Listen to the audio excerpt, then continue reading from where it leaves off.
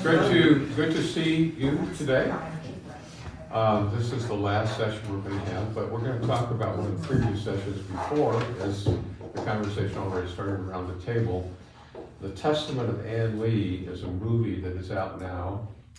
It's on at the Lyric. Ron Holtman has scoped out the timetable. It's today, 4:25, Wednesday, 2:40, Thursday, 3:20. I went to see the movie Sunday afternoon after Ron gave me a heads up Sunday morning. And in some ways, to produce a movie about a historical character in the 21st century, when you're going back to the 18th century, it's hard to do that, especially when you're talking about private conversations, et cetera, et cetera. I will say the movie follows the basic storyline of the Shaker movement, but there's some inaccuracies in it. Remember I talked about the dark day in May of 1780 that sent everybody to the churches because they thought the world was coming to an end. It's depicted as an eclipse, which doesn't capture the terrifying nature of how dark it got. It got so dark that you couldn't see outside without a candle. And at noon, I mean, it was just blackness, and it terrified everybody. Some aspects of the movie are not historical. Ann Lee is bending over a table at one point, working on a drawing of Shaker furniture, and that actually is a later development in the movement. I will tell you, I will forewarn you, the movie is brutally graphic. The birth scenes of the 4 children who died is graphic. The sex that produced them is brutal and graphic.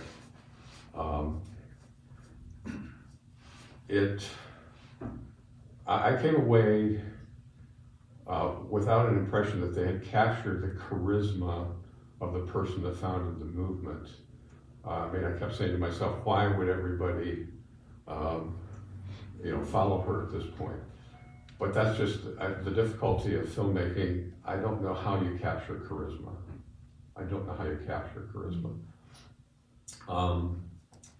There is one point in the movie that is accurate, and I kind of downplayed it. One of the points of hostility against the early Shakers was that they were British spies. We have to remember that when they came to America in the early 1770s, what was going to be happening in the next few years? Well, the American Revolution. They were a group that refused to pledge allegiance to any country.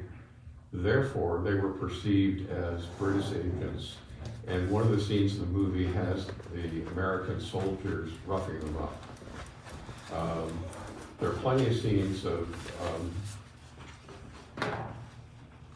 the kind of terror that they experienced by hostility of those around.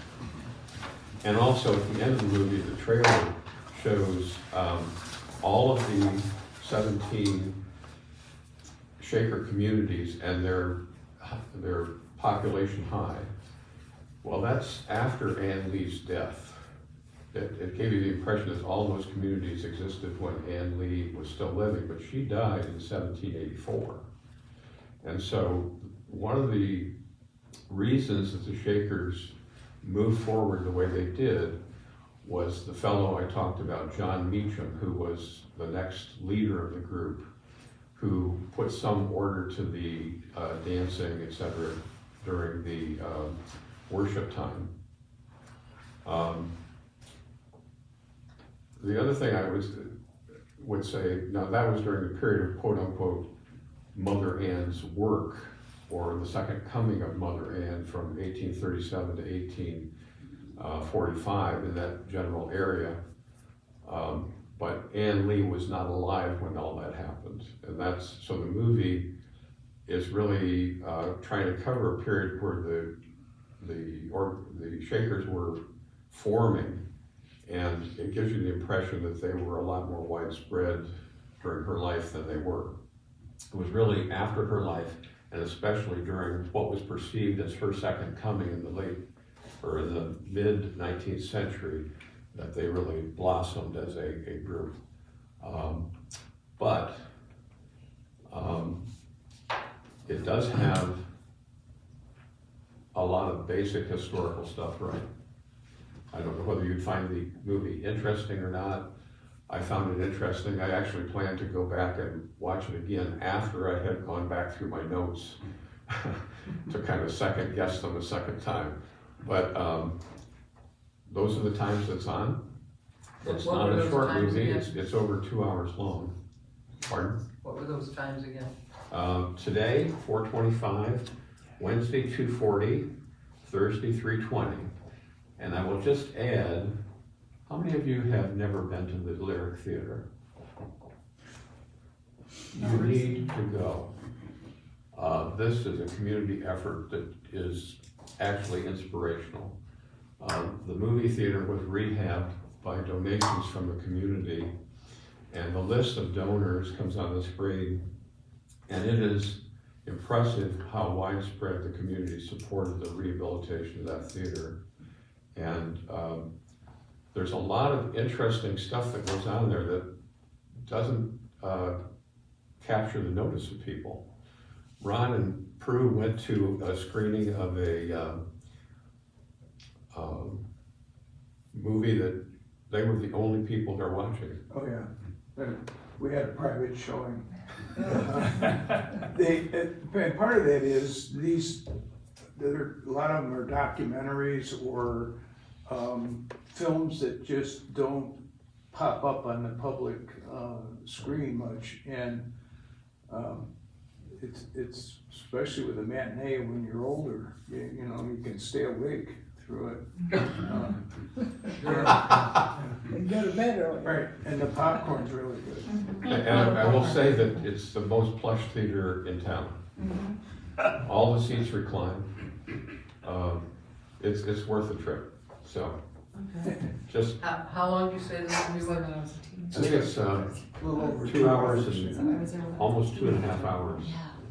That's Almost 2.5 hours. I would add to that it's probably the cleanest movie theater I've ever been in. Oh, yes. And the individuals that are working there are above and beyond. I mean, they're amazing.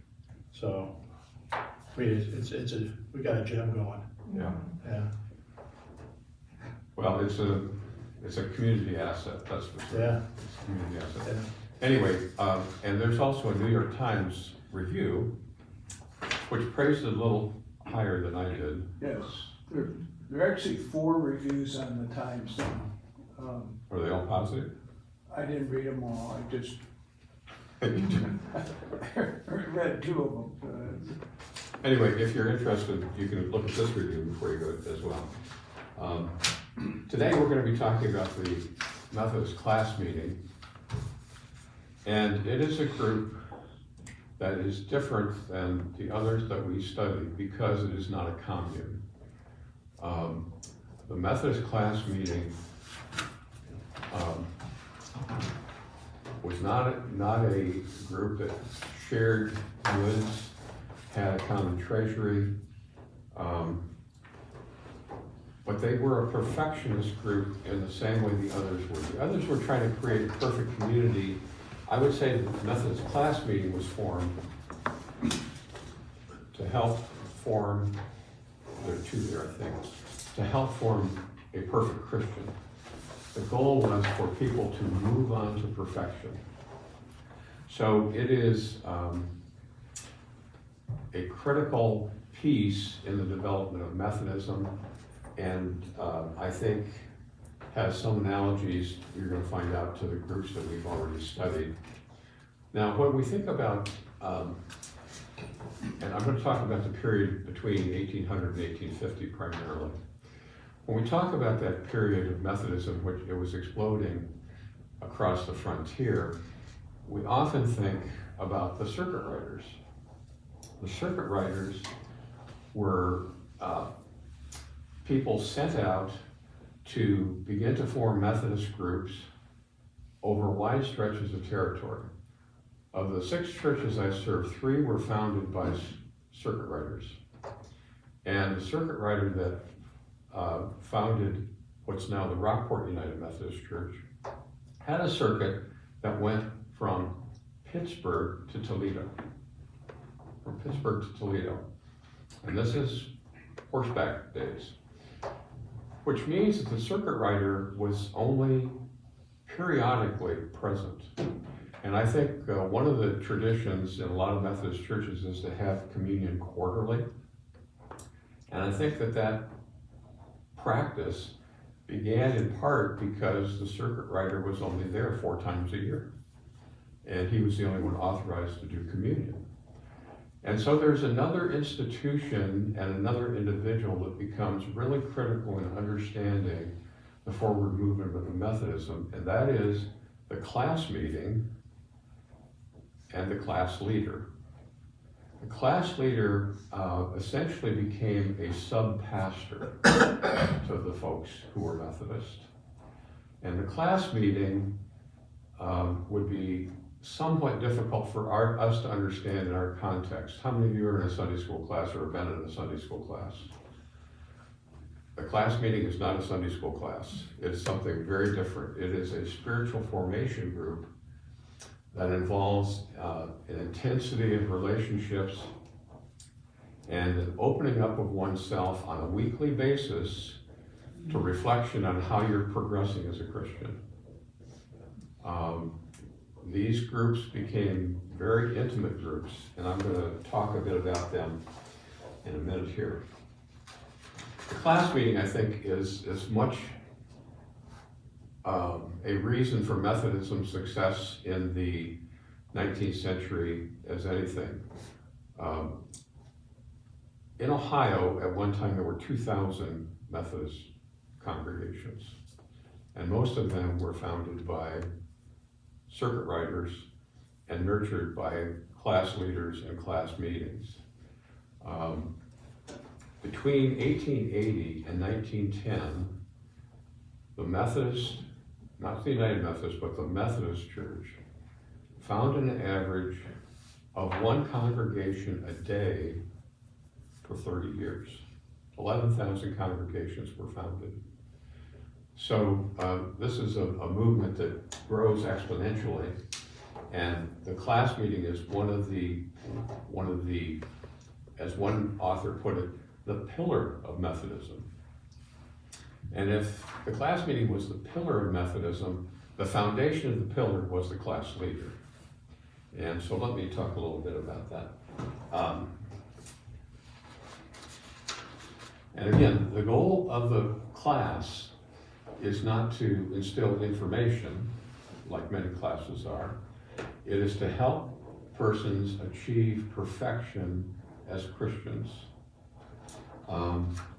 The analogy would be to some of the other groups that we have talked about. Remember mutual criticism at Oneida? Mm-hmm. Where somebody was put in the middle of a circle and everybody went after them? There's a little bit of that as a part of the class meeting. If you remember in Amana, there was an annual examination of everybody. That's kind of like what the class meeting was.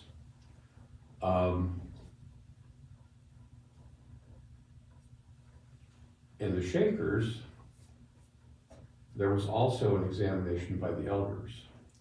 So there is an analogy in these other groups that we talked about.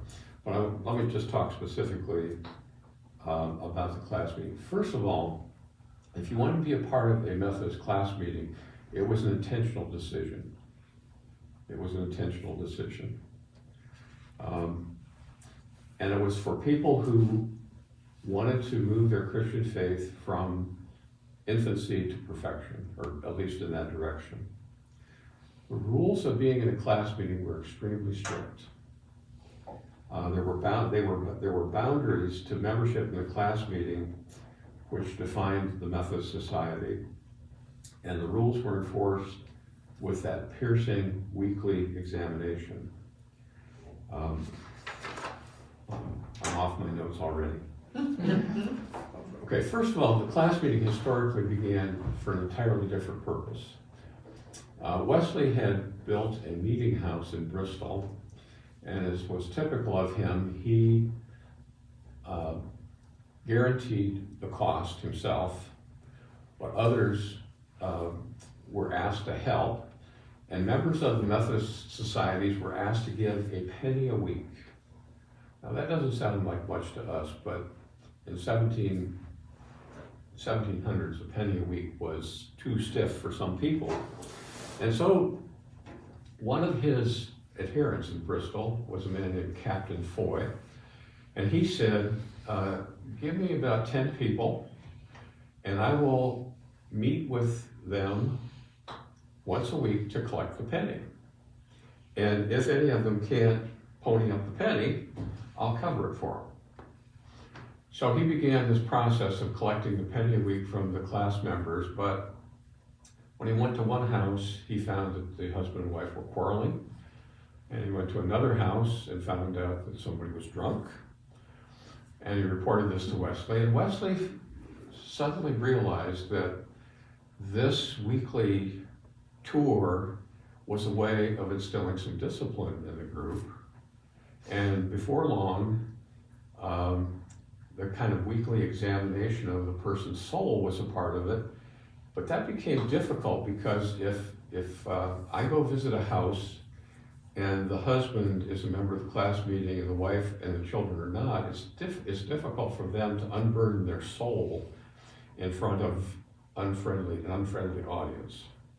So pretty soon, the classes began to meet on a weekly basis, and on the weekly basis, first of all, the class leader would review his own state of spirituality for the week, and then one by one, everybody was required, it was not voluntary, everybody was required to talk about how they've done spiritually in the week, how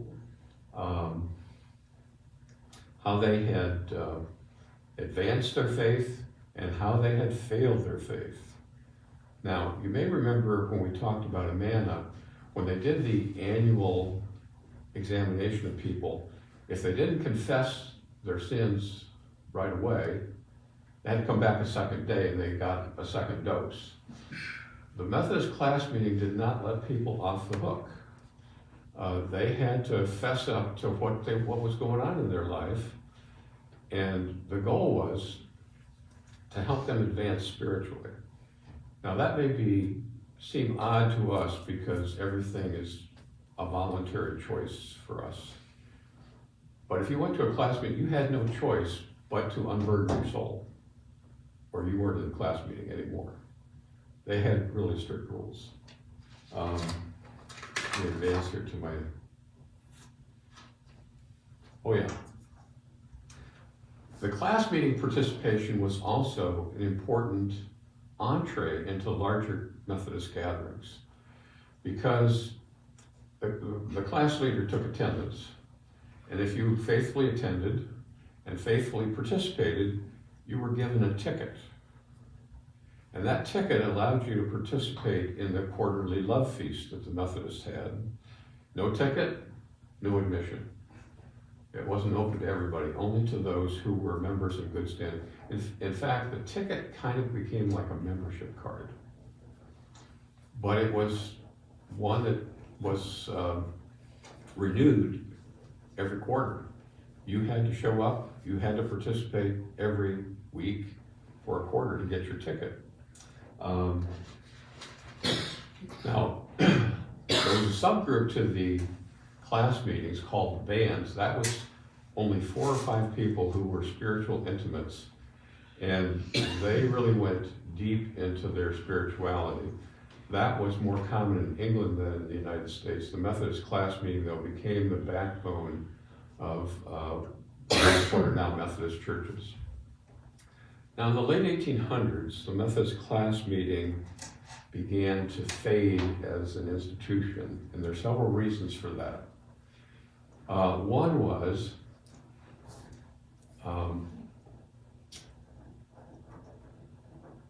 that there were a dearth of adequate class leaders. I talk about them as sub-pastors. They were actually asked to function as pastors. In fact, it's not neatly bound, but I have here a 200-page document that is about the life of a class leader. And he was, for 60 years, he was a class leader. And when you just look at the table of contents in this 200-page book, it was clear to me that it was as much about the spiritual development of the class leader as it was of the members of the class. He talks about his own faults. He talks about the ways he backslid and the way he advanced, et cetera, et cetera. So the class, one of the reasons the institution began to collapse was there weren't adequate number of class leaders, and so the answer most congregations had was to make the class larger. So rather than 8 or 10 people, there were 20 people, which meant that if everybody was going to speak in the class meeting as they were supposed to, this went on for hours and hours. And so participation became voluntary rather than mandatory to unburden your soul. Now you can begin to see how things are slipping already in the 1880s. When I did research for our 200th anniversary here in the history cabinet, I found a bound book that had the reports of the class meetings that were going on in the 1880s. And the attendance at class meetings was only about 50% then. Without the discipline, without the right kind of leader, the class meeting began to decline as a spiritual formation group. Anybody here been a part of a spiritual formation group? Now I know that some of you, in addition to a Sunday school class, like the men meet on Monday night used to meet around the campfire on Monday night. I think there is some analogy to that kind of a meeting, which is more than just we're gathering to hear information about a subject. We're here to talk about how we're doing, but not as intensely as what I'm talking about in these class meetings. Anybody else, is there any other group that would even approximate a spiritual formation group in this congregation or another congregation? Closest, well, not currently, the closest I can think of is when I was in high school, Jane Okay. Braddock met with 3 of us high school girls every Tuesday morning at Bob Evans, and it was an offshoot of the Chrysalis Okay, community. Christmas. Yeah, and we had a little booklet with like 3 questions that we went over every. Do you remember the 3 time. questions? I don't know if I do. Let me tell you the 3 questions everybody had to answer at the Okay. class meeting.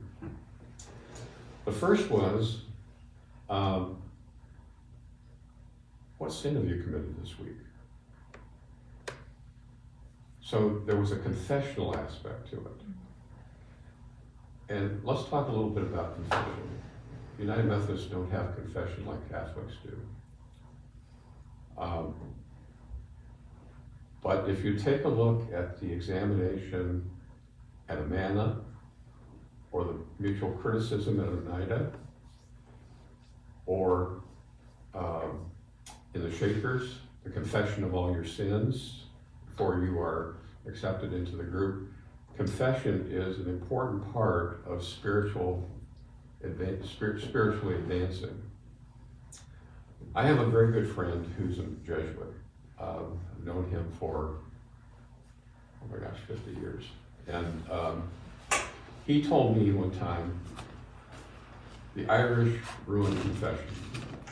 The Irish ruined confession. And I quizzed him about that, and he said, before Catholicism in Ireland, confession was public confession. You had to stand before the entire church and confess your sins to receive restoration to the community. And typically, what would be the time of the year that would seem the most appropriate for such a confession? Lent.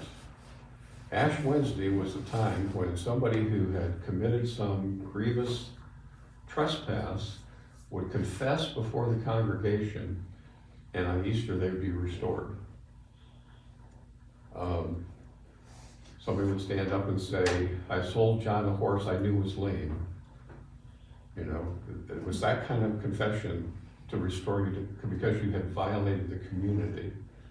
And so I'm guessing that something along confessional those lines. Yeah, maybe, you know, what was hard or what, something along those lines. Right. Yeah. The second question at every class meeting was, how were you tempted this week? And you had to talk about the temptations you faced during the week. And then the third question was, how did God provide for you a way to escape the temptation without giving into it? So the question was, how have you sinned? In other words, how have you fallen by the wayside this week? How were you tempted? And if you were tempted and succeeded in fighting against the temptation, how did God provide that escape for you? Now, there's those questions are very specific and would be very difficult to share in a group you didn't trust. Yeah, Kath?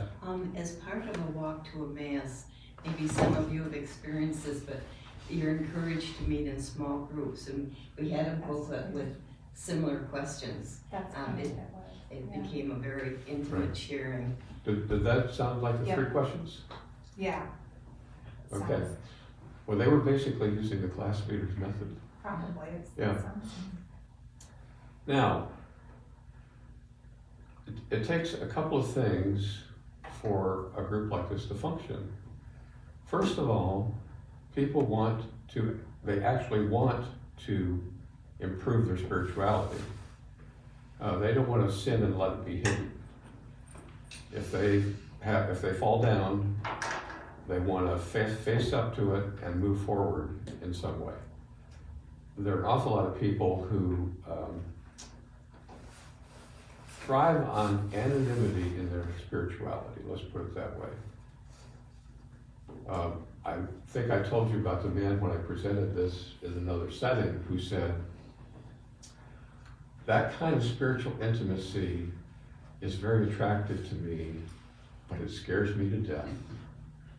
Because people in this town tell you exactly what they want you to see, and that's all. So, to advance spiritually in the class meeting, people took a personal risk of somebody knowing that they had cheated another person in business, that they'd been unfaithful to their spouse, that they'd beaten their children, that they got drunk. All of these things were to be exposed with the purpose of helping you move in the direction of perfection. I'm not sure there are that many people who are actually interested in moving to perfection as much as they are of sliding out of their faults, you know? So this is a form of perfectionism that's not related to having a perfect community, although one could argue that in one sense, the class meeting became that community. It wasn't the whole congregation, it was like 8 or 10 people that you met with every week, and you knew each other in ways that nobody else did. And these people were pulling for you to keep moving forward. So if you got drunk, if you were an alcoholic, they didn't abandon you, they kept after you to help you move forward. Now, the question I have is, I'm way off the notes by the way. Is there a desire in this congregation or any congregation you've been a part of to be a part of a group like that? Now, you've talked about Mass. the Mass Walk, that is one group, and I know those people become close in ways that are not the same as being in a Sunday school class on a Sunday morning?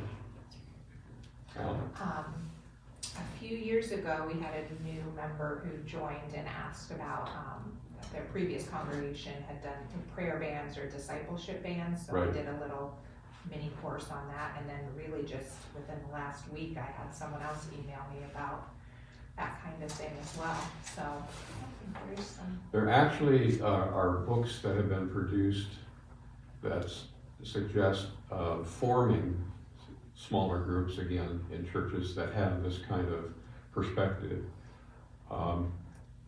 I'm not sure how big an audience they would have, but tell me, those 3 students that met Oh, once a week, was that important to you? oh, yes, yeah, definitely. It I was- mean, the teenage years are an awfully rough time. Yeah, and I mean, we were at Bob Evans at 6 in the morning, I mean. That's a When big- you're 16 years old, you only do that if you wanna do that. Yeah, it was, and we were, we were a close group of friends and, Well, that's difference making in our lives. very much like the class meeting. Mhm. And that's you had the advantage of having an adult who has some wisdom Right. to kind of guide you in that process. Right. You can see that forming the class leader was the formation of class leaders was extremely important. That's not to say that circuit riders weren't important. By the way, I was going to tell you, I'm going to back up a minute to circuit riders. Anybody here know who Peter Cartwright was? Probably the most famous circuit rider in Methodism. And he wrote his autobiography and published it in 1857. Peter Cartwright was converted at a camp meeting in 1800 in Kentucky. Because he and his family were anti-slavers, they moved to Illinois, and he became a circuit rider, and then he became a we would call now a district superintendent. He was a presiding elder for 50 years and was elected to every general conference for 52 years. He also ran for election to the state legislature in Illinois in 1832 and beat a young politician named Abraham Lincoln. In 1846, he ran for Congress and Abraham Lincoln beat him. He is reputed to have baptized 12,000 people and was one of the most famous Methodist speakers of the 19th century. But he was on the road all the time. His district was 400 miles long. And so the class meetings and the class leaders became a very important part of sustaining that movement. Conversion is one thing, growing after conversion is something entirely different. Our history here as a congregation probably grew out of camp meetings that were in the area.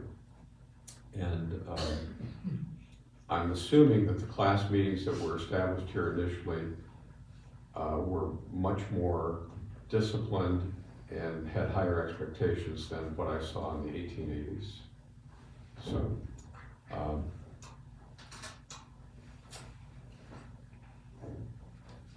forgot what comes next. Excuse me a second. I'm going to read you what happened in an actual class meeting. This is kind of long, but let me read it to you. This was written by a man named Joseph Nightingale, who wrote about this class meeting that he attended in 1807. He was actually a Unitarian who had converted from Methodism. So this is his description of the class meeting. A class meeting at present consists of an indefinite number of persons, generally from 12 to 20, also sometimes fewer than even 12. This meeting is designed for the spiritual advancement of members only, or of those who are desirous of becoming such. I forgot to mention there's a probationary period before you can be a member of the class meeting. It is composed either of persons of both sexes and of men only or of the fair sex. In the first two cases, the leader is always a brother. In the last case, the leader is chosen out of the sisterhood. These meetings are generally held at private houses and commence at 8 in the evening. The leader having opened the service by singing and prayer, all the members sit down and he then relates to them his own experience during the preceding week. I forgot to mention the singing. How many of the group that you were in for Walk to Emmaus, do you do a lot of singing? In the small group, not much, but some. When I was at Lexington Church of the Cross, we did a retreat like Walk to Emmaus. It's the same retreat model exactly. We called Christ Renews His Parish. The Methodist Church at Lexington Church of the Cross, one of the Methodist churches in Galion, and the Catholic Church had a retreat together for the men. And to prepare for that retreat, we met for 10 weeks. The leadership group met for 10 weeks preparing for the retreat. Now this is kind of like what Emmaus does, right? And those meetings always involved a lot of a cappella singing. Men who don't know how to sing, singing a cappella. I want you to think about this for a minute. But they were singing their hearts out. Exactly. And the singing is an important element It is of the Emmaus walk. very much so. And it's an important element while you're on the Emmaus walk. And Methodist singing was an important part of what happened at the class meetings. I will tell you, let me tell you a little bit about our Christ Renews His Parish thing. We holed up at the Church of the Cross in Lexington. There was an area of the building we took a whole weekend away from the church, and we were there. And I don't know that the Catholic Church knows this or not, but we did communion together, which is verboten. And the way we did it was we stood around, there was a Eucharistic minister from one of the Catholic churches, a part of this retreat. There was a big platform in that church around the altar. We stood in concentric circles around the altar and received communion together with the Eucharistic minister giving it to the Catholics, and I gave it to the Protestants. And it was a very powerful experience, and there was a lot of singing, just like is reported here. There is singing and prayer, and there's a lot of prayer in Mass too, isn't there? And there's a lot of prayer at other kinds of retreats like the Mass. All the members sit down and he relates to them his own experience during the preceding week. His joys, his sorrows, his hopes, his fears, his conflicts with the world, his conflicts with the flesh and the devil, his fightings without and his fears within, his dread of hell or his hope of heaven, his pious longings and secret prayers for the prosperity of the church at large and for those of his brothers and sisters in the class particularly. This experience is generally concluded with some sort of language such as the following. After all, my dear brethren, I still find a determination in my own soul to press forward for the mark of the prize of my high calling of God in Christ Jesus. After all my shortcomings, my doubts and my anxieties, my wanderings, my weakness, my weariness, His Spirit still whispers to my heart. Make haste, my beloved, and be, let's skip that. After some such harangue as this, the leader proceeds to inquire into the state of the soul of every person present. Well, sister, or well, brother, how do you find the state of your soul this evening? The member then proceeds, without rising, to unbosom his or her mind to the leader, not as often has been said by particular confession, but by a general recapitulation of what had passed in the mind during the week. Such advice, correction, reproof, and consolation is then given as the state of the case may require, so the leader passes on to the next and the next until everyone has received an opportunity to speak. This is only half of this section. After this, the leader or some other on whom he may please to call gives out a stanza or two of the hymn, which being sung standing, they proceed with prayer. When such thanksgivings, deprecations, or petitions are poured forth as the different experiences may have suggested. In other words, they pray for each other in their difficulties. If somebody had been unfaithful to the spouse, they prayed for them about that. If they got drunk, they prayed for them about that as a group. Anyone is at liberty to exercise the gift of prayer. No strangers being present, a freer vent is given to the effusions of the mind and the soft meltings of the soul than is usual in a public prayer meeting. Those who are unconverted or who labor in the pangs of the earth lay their unhappy case before God, and in the most pressing manner, beseeching the merciful Jehovah then to pity them, at least to lend a willing ear to their complaints, to bow the heavens of his love and come down, to open the bowels of divine compassion towards them, to look upon the bleeding wounds of his suffering Son, and to pardon all their sins upon the consideration of his merits. It goes on and on and on. I'm going to just read just a slight bit more. For the careless, the formal, and the lukewarm, the most earnest prayers are put up, lest the Almighty in disgust should spew them out of his mouth. As singing forms a considerable portion of the service at the class meeting, I must give you one or two specimens of their hymns. They are poured forth in the most soft, soothing, languishing, and melting strains that music is capable of, and music, you know, has charms to soothe the savage breast. You get a notion of the kind of intimacy at the class meetings. There's something very basic about what's happening at these class meetings. And that is, people are asked to express out loud, how has God been active in your life this week? I think in too many church settings, even Sunday school classes, we act as though God retired and moved to Florida, rather than God is actively involved in our lives on a daily and weekly basis. And one of the things the class meeting does is force people to call to mind the ways in which they begin to sense that God is actually being active in their lives. I don't know whether you've ever done a spiritual exercise where you try to,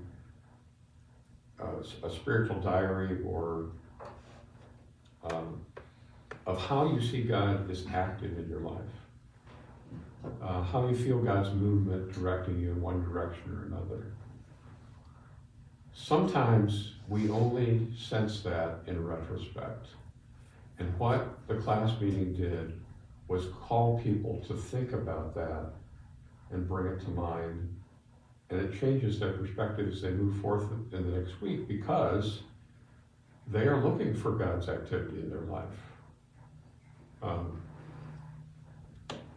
And so this is a very different kind of experience than what most of us have commonly as our church experience. I think your Thursday mornings at Bob Evans comes close, but I doubt that you sang and prayed at Bob Evans extensively. Prayed, but I don't remember singing.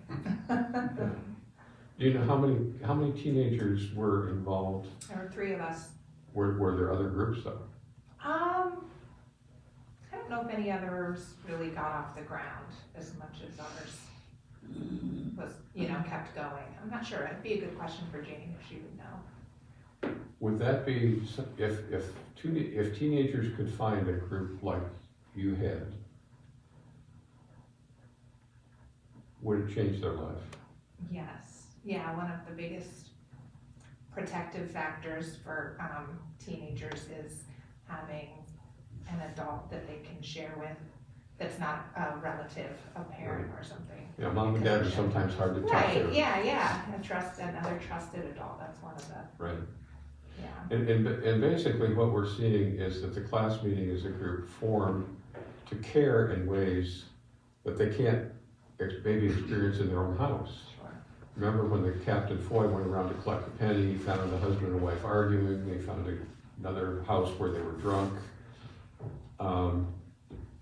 It's a sad thing that in many cases, the people that are most intimately living with you can't be the ones to help you. And so, this is why the class meeting was so important. This is why the class meeting is so important. Let me talk about some of the rules for people in a class meeting. The discipline was really strict. No swearing, no Sabbath breaking, and curiously enough, we Christians assume that Sabbath is Sunday. You know. It is our Sabbath. I grew up in a Sabbatarian household. No swearing, no Sabbath breaking, no drunkenness or participating in the liquor traffic, no quarreling, and no litigation. I turned to the lawyers. I said, no conniving in business, Bad business. no tax evasion, no usury, no unchristian diversions, songs, or books, no self-indulgence and softness, and this is a big one in Methodist circles, no failure to pay bills and repay loans. Financial honesty was one of the hallmarks of the Methodists. And one of the forbidden behaviors was superfluous ornamentation. Do you know what that means? Jewelry. John Wesley is reputed to have been approached by a woman who had a gaudy ring on her hand, and she asked him, what do you think? And he said, well, it's a lovely hand.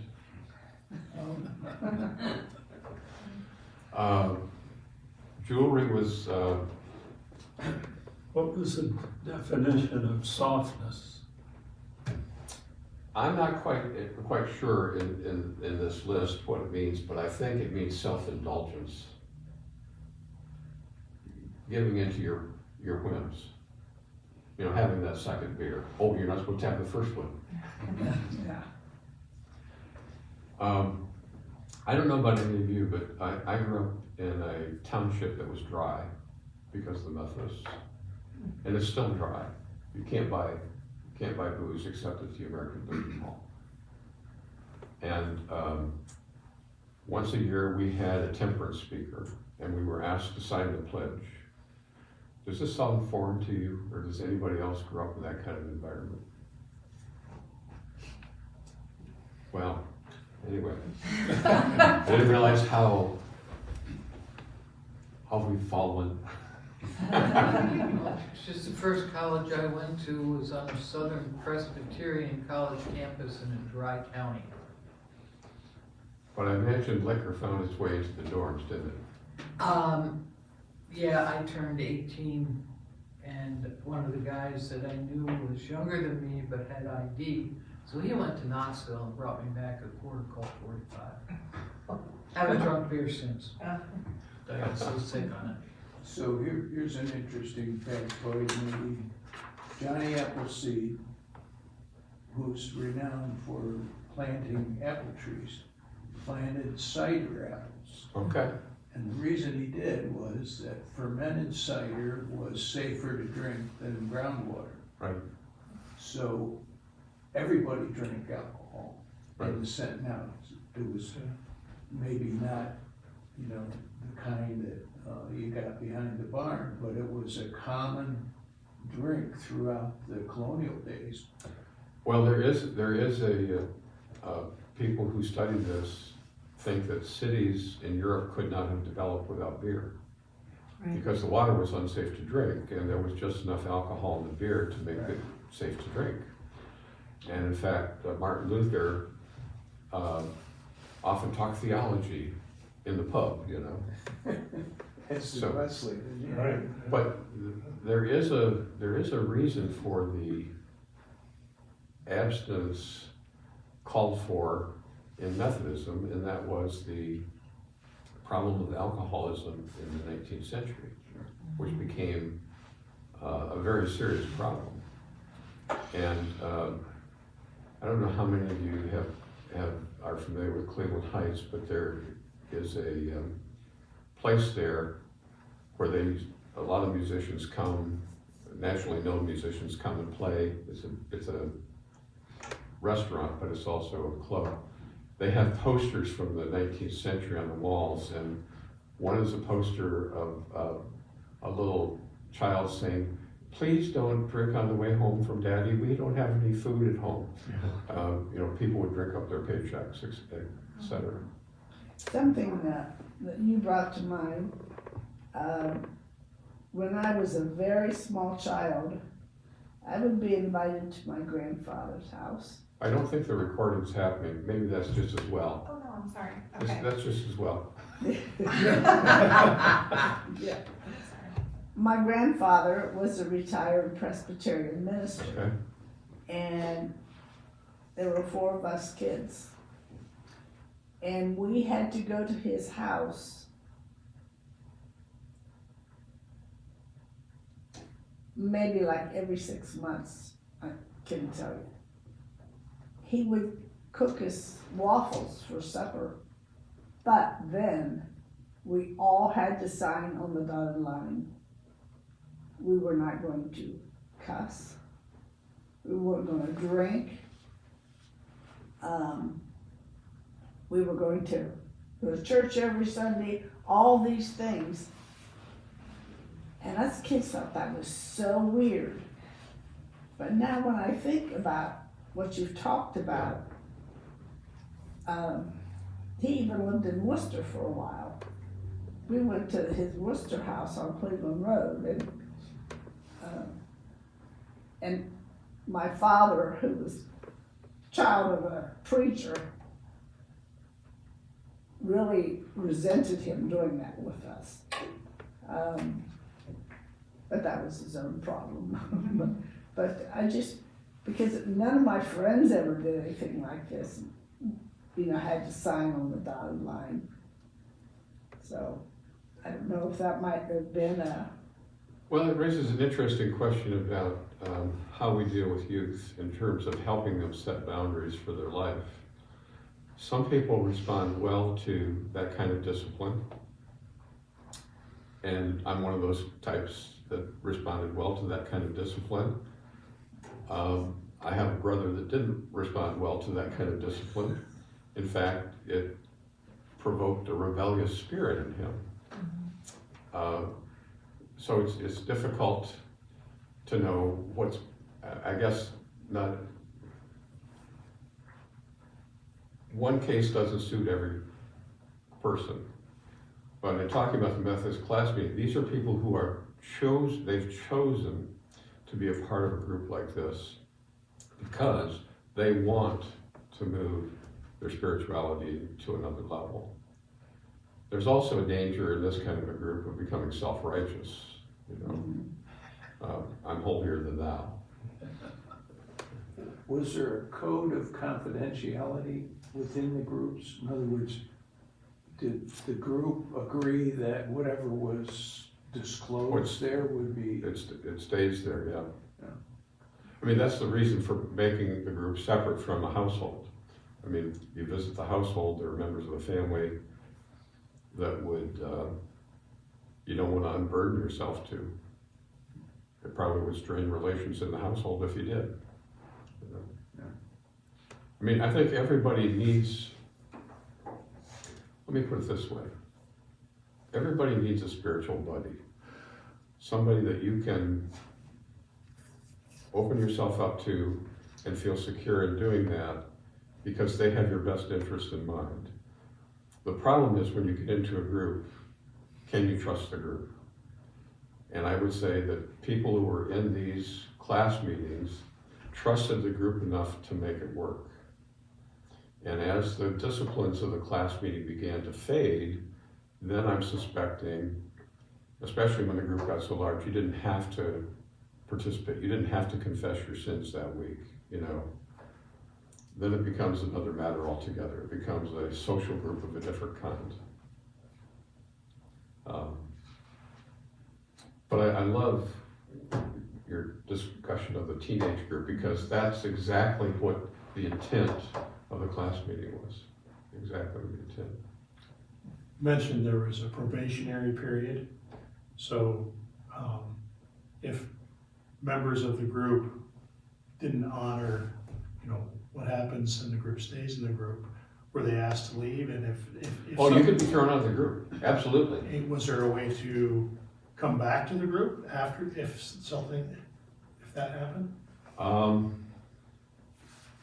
not sure that was discussed in some of the material I've looked at, but there certainly would be ways to restore yourself, but it would involve penitence. Yeah.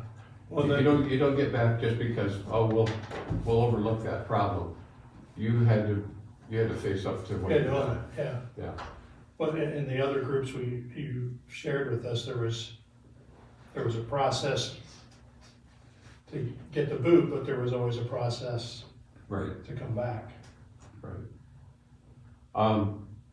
This raises questions about church generally, including our church. And that is, what does it take to get in? What does it take to get thrown out in terms of the larger group? But then the groups inside, the smaller groups inside, if you go into a mass walk, you have a self-defined group that's chosen to be there. And the sharing that goes on in that group is different than what happens in the sanctuary on Sunday morning.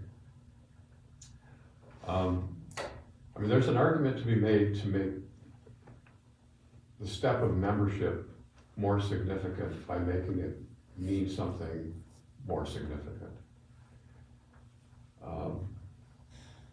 But most Methodist congregations are very porous in terms of the boundaries of what it takes to get in and what it takes to get out. What could somebody do that we would expel them from the church membership? What could they do? Today, in this church, what could somebody do that's so horrible we would say, you're no longer a member of this church? Can I ask a question along those lines too? Is there a mechanism by which that happens? Pardon? Is there a mechanism by which that happens in the Methodist Church? I'm completely. I don't know the mechanism right now, except you take a mark and cross your name off the book. Yeah. But that doesn't keep them from coming next Sunday morning. It doesn't keep them coming next Sunday morning, no, it doesn't.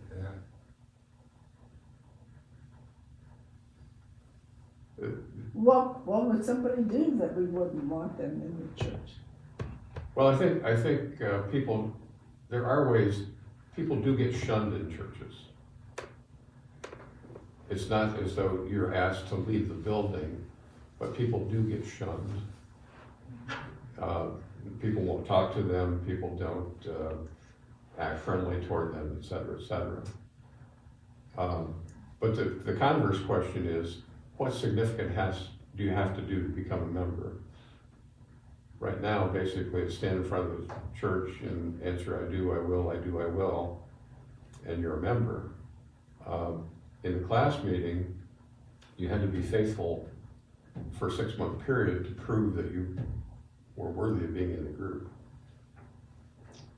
And I don't have the answer to those questions. It's a question every congregation has to struggle with, is how do you form the boundaries of the congregation? How do you enforce the discipline of the faith? And within congregations, things happen, like 3 kids meeting with the Braddocks. Maybe what we need to do is foster more groupings like that inside the larger group, because then that changes what the larger group is like once you have groups that have that kind of intimacy. Well, that's the success of small group. Any large organization, large group. Just to have a small group inside. Have a small group within it that. Right. Because once you hit that 10 to 12, then there's, one can hide within the group. Exactly. For lack of a better way to say it, yeah. Maybe we need more groups of 10 or less to leaven the rest. I'm not sure what it would take to get kicked out of our Monday evening group. Mike, can you think of anything? I don't think I don't think Yeah. there's anything, and then anybody who strays is always welcome back. Right, yeah. And we would like to invite anybody to come. I've probably pushed the edge of irritating people a little bit of that. I'm not gonna answer that. No. But certainly, we don't have boundaries that are strong enough to throw somebody out because they're wearing jewelry. Hope not. So, it's 11 o'clock, and I do appreciate the time you spent with me over the last 5 sessions. I have And one question, David, what percent of the church would have been in class meetings when they were in the very active role of the class meetings? well, I would say early on, it would have been a large percentage. I mean, the bigger, the broader the church congregation gets, the less disciplined everybody is in terms of the whole. Right now, the boundaries in and out, well, I will talk about boundary. Back in even as late as the 1990s, our conference budget was divided among the churches by apportionments, okay? And apportionments were given to a congregation based on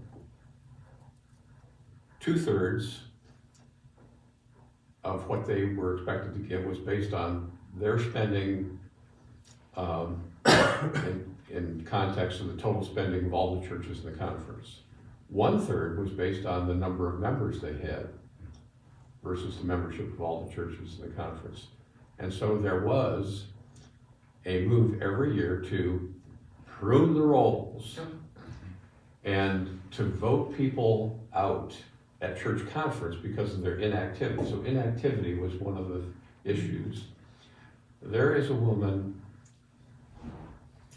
who is band director in Northeast Ohio who was a teenager, and she received a letter signed by me. I didn't even know it was going to her, but to all the inactive people, I sent a letter which basically said, "You've been inactive this year. Do you wish to continue to be a member?" I didn't say you're thrown out, I just said, "Do you wish to continue to be a member?" She was devastated. She was a teenager. She was devastated by that letter and still talks to me about it. She's 45 years old now, and she still talks to me about when I sent that letter to her. I would say most members wouldn't react that way, but anyway, yeah. I was on the membership committee when we went through that and we had to look at individual, it was awful. Right. Just awful. I had a retired pastor who worked for me on that process in one congregation, and one day I had to sit him down and say, "Tom, please go home. You're gonna have a stroke." Because people were angry when they would be asked to answer to why they're inactive. See how far we've gotten from the class meeting.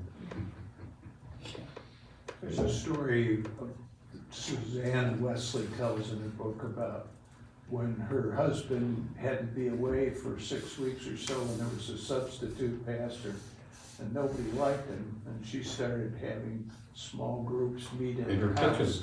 Yeah, and nobody went to church, they all went to her meetings. And the pastor complained, and Susanna's response was very direct about, what made sense to people, and what Right. made sense was the small Right. groups. They did everything that you've talked about in these meetings, including some teachings of children and whatnot.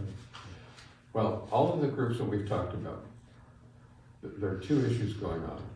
One is what's happening to the individual in terms of their spiritual direction. And the second is, how then do we live together with expectations about each other?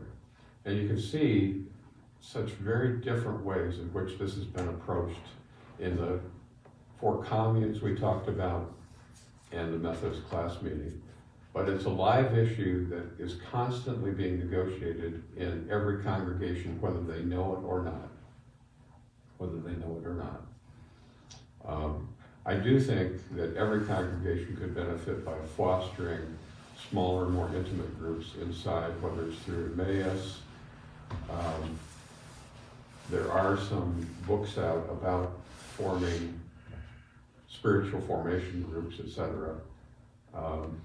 Everybody, I think, advances when they have a group where they can talk more seriously about issues like the Monday night guys.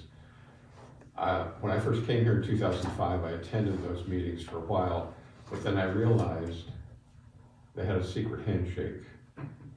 And the secret handshake was they'd been together for 10 years and they knew each other intimately. And so I didn't really fit in anymore. Number one, it wasn't important for me to be there because they were doing what they needed to do anyway.